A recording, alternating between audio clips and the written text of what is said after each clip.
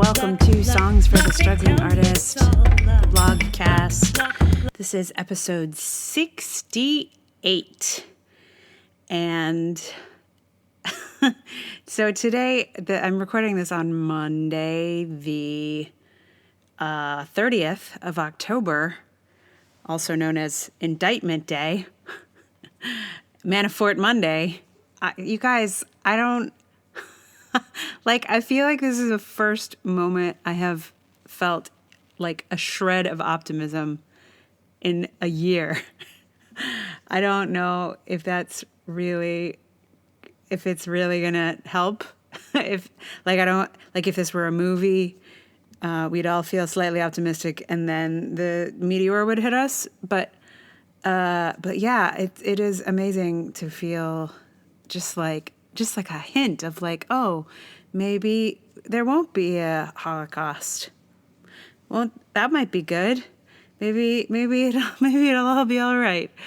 So that's today. I don't know when you're listening to this. You may be in a post-meteor world by the time you hear this. But I hope no meteor has struck in the moments between me talking to you now and you hearing it.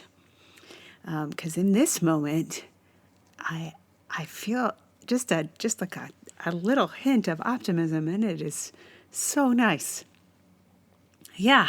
So this blog today is about college, sort of. It's a kind of a response to all of the sort of consideration of harassment and whatnot that's been happening in the last few weeks. Yeah, I mean, I wrote it kind of before all that stuff came up, but it seemed like it was time to post it, particularly after a friend of mine wrote some kind of, I think it was like a Facebook post where she was like, let's celebrate the safe spaces. And she gave a shout out to her alma mater, which I believe was Barnard. And so I thought, yeah, now's the time to get this one out onto the floor. Give it a chance to dance. Maybe it's the moment. So it is called There Was So Much Less Sexism Then.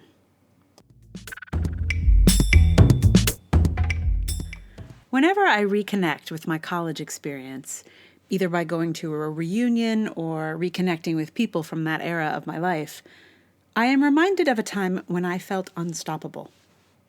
It feels like I reconnect with the aspect of myself that I felt could do anything. I have often chalked this feeling up to youth, to just winning and not really knowing what it meant to fail. And that was absolutely a part of it. But after seeing a couple of my teachers recently, I realized, too, that one of the other factors was that I went to college in a place that was relatively free of sexism. It was the kind of place where students sometimes complained of reverse sexism, like when the theater department didn't want them to do True West with its cast full of men. The students did it anyway, on their own, with an all-female creative team and a gender-reversed Asian character. Now, of course, we all understand that reverse sexism isn't really a thing in the way that we know that reverse racism isn't a thing. But at the time, we were in an environment so positive for women that it felt skewed. What I realized recently is that this college experience was the last time that this was true for me. When I was miserable in grad school, I called up my undergrad's career counseling services, available for life, bless them, and tried to work out if I should drop out or keep going. My counselor said something like, everyone hates grad school. Pretty much everywhere is a letdown after this place. At the time, I thought, yeah, nowhere is as small or thoughtful or as dedicated to its students. It made sense. I realize now that the other factor I was missing was that it was also so much less sexist there. Which is not to say it was a paradise. I heard tales of assault and harassment there too. But now I see that college was the last time I felt really seen. The last time I felt taken seriously. The last time my potential felt visible to a critical mass of people. I never considered an all-women's college. I was too keen on boys to make that leap. But my college was 75% women, and that imbalance was enough to give me the experience of a life that was relatively friction-free, sexism-wise, for a few years. I see now that that was a beautiful head start into my adult life. I only wish the world of work could have been as smooth.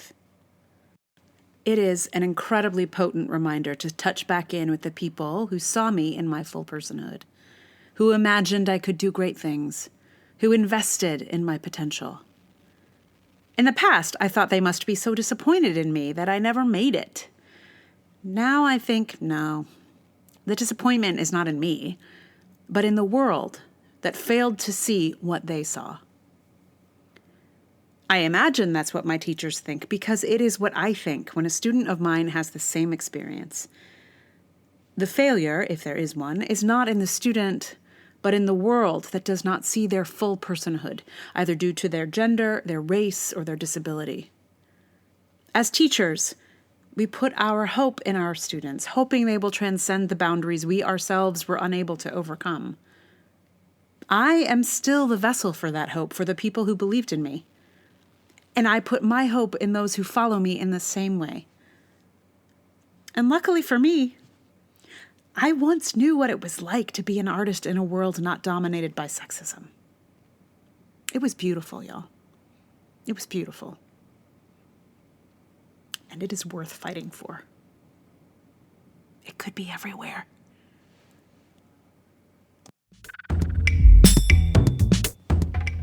So, yeah, a world without sexism. It's a nice dream. Yeah, and I should mention that this production of True West that I reference, I actually was the assistant director on.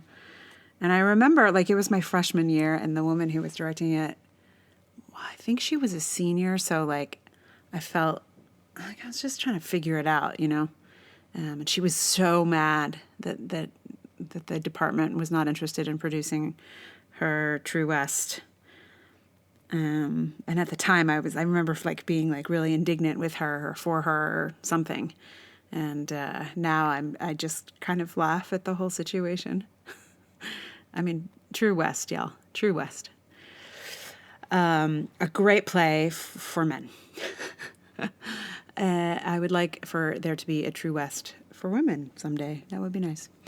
Yeah. So I would like to tell you about a podcast that you might enjoy.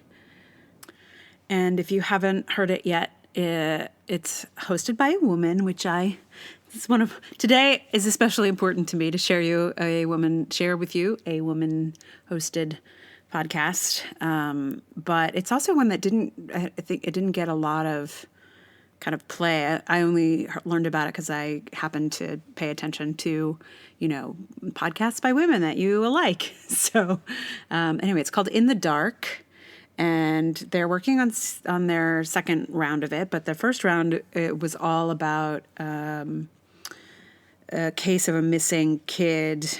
It's investigative journalism, basically, but in a podcast form. It's really like if you were into Serial, it is the most Serial-like podcast that I have heard.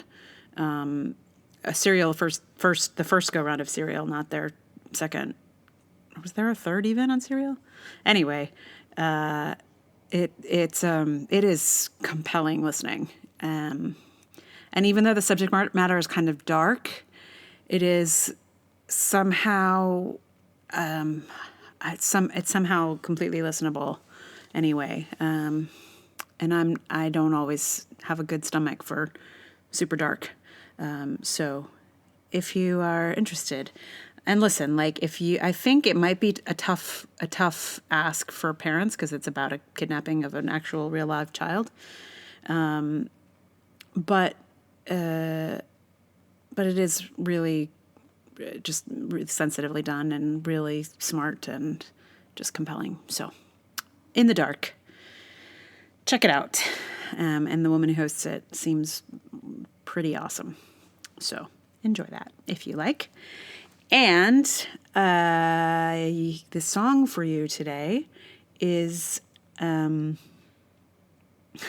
So I decided to record this song because I was standing on the train platform and this guy just stood a little too close to me. And I mean, it wasn't like creepy close to me, but like close enough that was like, dude. So I was like, there's a song that's like, don't stand so close to me, because I wanted to sing it to him. And then, I really loved that song when I was a kid. And so then I learned it, and the song, well, I'm going to just play it for you from my point of view. And I think you will probably hear what I heard when I listened to the song, because I'm singing it to you the way that I hear it and feel it. But it is by The Police, Don't Stand So Close to Me.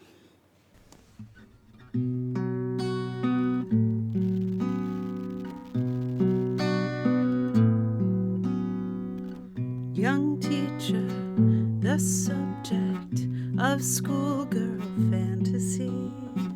She wants him so badly, knows what she wants to be. Inside her, there's longing. This girl's an open page, bookmarking. She's so close now. This girl is half his age.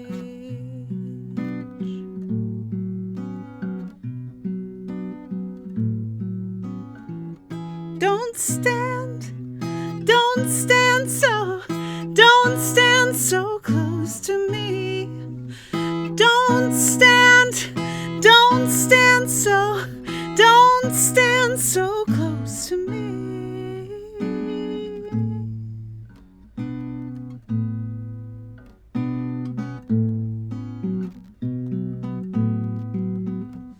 Her friends are so jealous. You know how bad girls get. Sometimes it's not so easy to be the teacher's pet. Temptation, frustration, so bad it makes him cry. Wet bus stop, she's waiting. His car is warm and dry.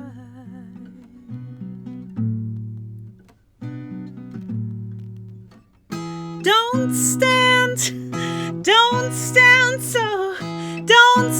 so close to me.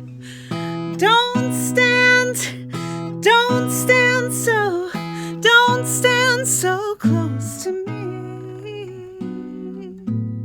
Don't stand so close to me.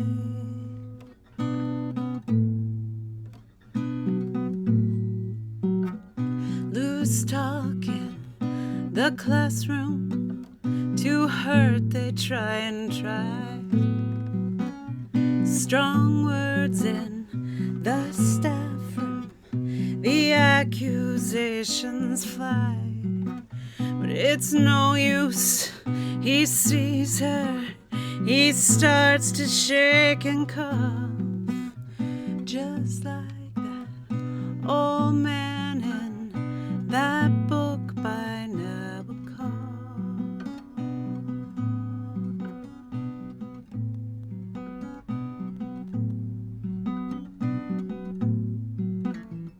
Don't stand so close to me. Don't stand so close to me. Don't stand